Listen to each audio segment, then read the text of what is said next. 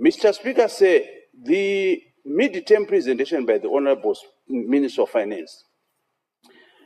I think the Honorable Minister missed an opportunity to make sure that he brings the nation together and also the confidence of this House in terms of the public finance management. Firstly, Mr. Speaker, you will not, and I'll start from a hygienic point of view.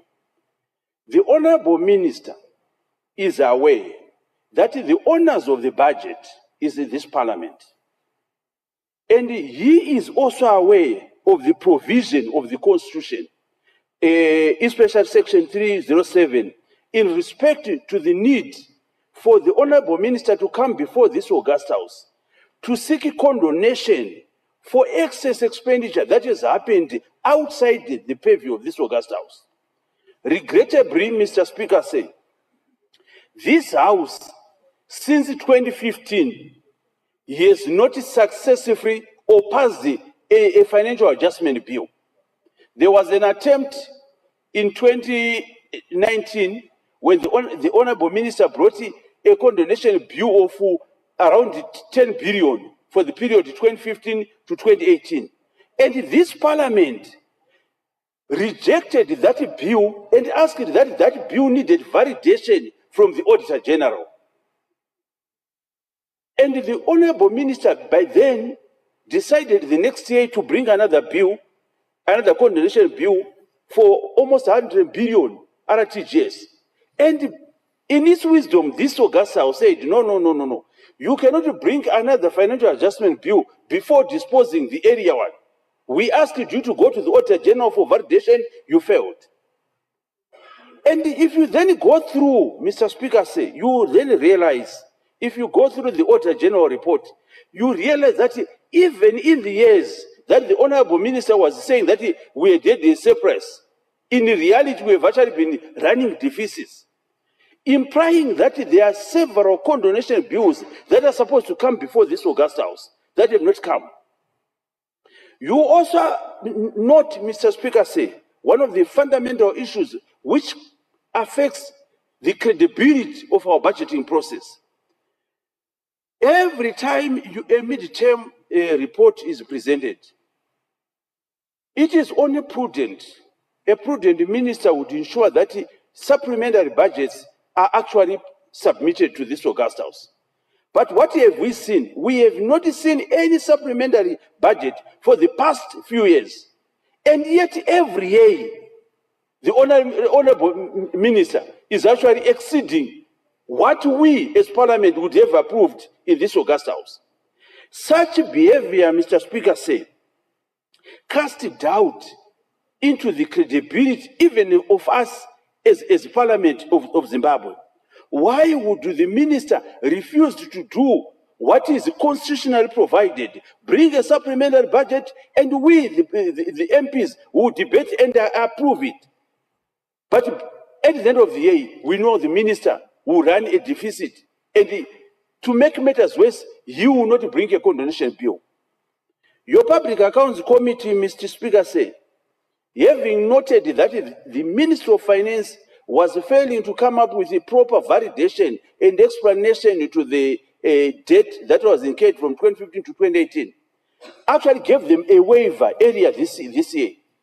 And one would have thought that when the minister was bringing the midterm review, one of the key documents that we wanted to have a gazette of the condonation bills before he even talked of the midterm.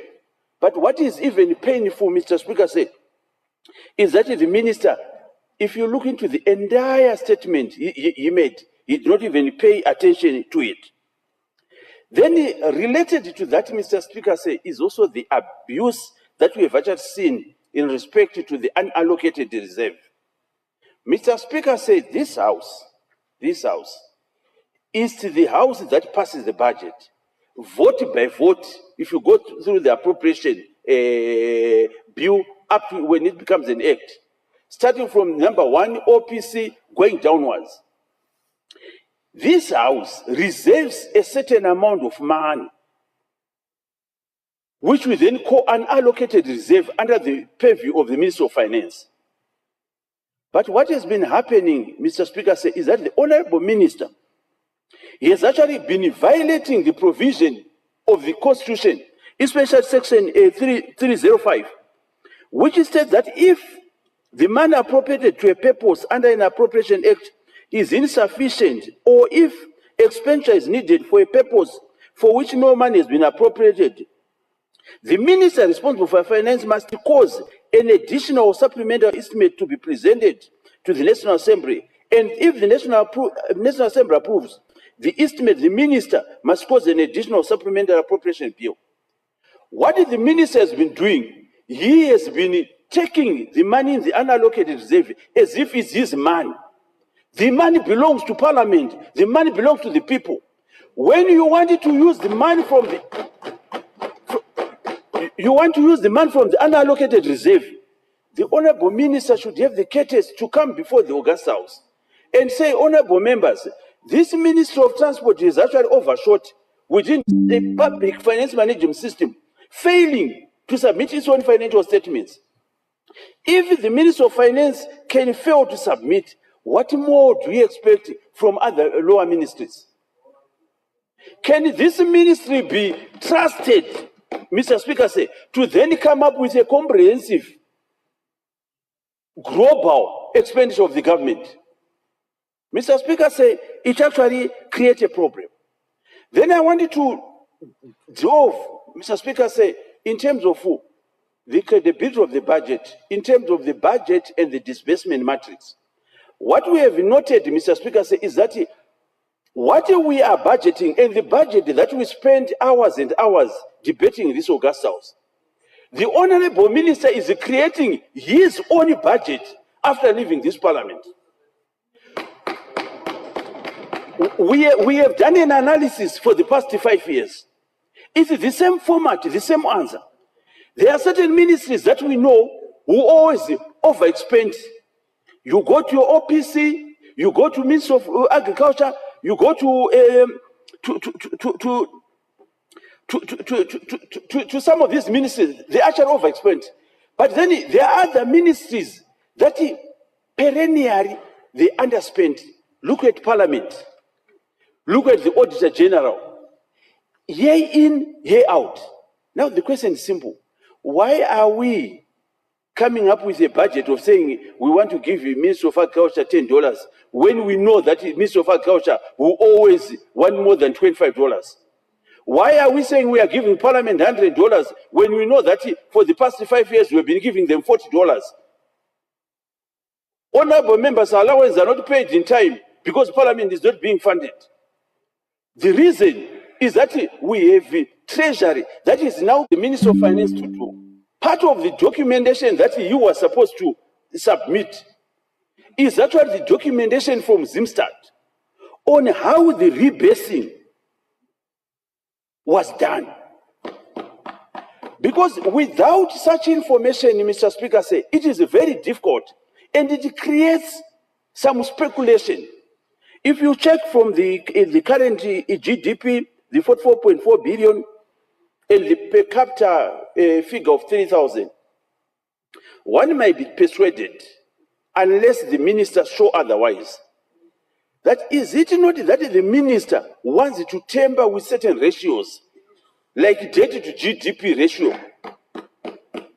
Is it not a question of the minister wants to make sure that the per capita reaches the 4,500 by 2030, so that at least we could actually claim that we've actually achieved the upper middle income status? We need transparency. The figures may be correct, we don't know. But without sufficient information tabled in this August House, Mr. Speaker, it is very difficult to look at. Then let me go to the debt. Mr. Speaker said the Honourable Minister in his presentation told us that the debt was above 21 billion US dollars. The Honourable Minister explained to us that there is the high-level debt program that they are doing. But I just want to bring this August House to this reality. In 2019, domestic debt was more than 10 billion. Through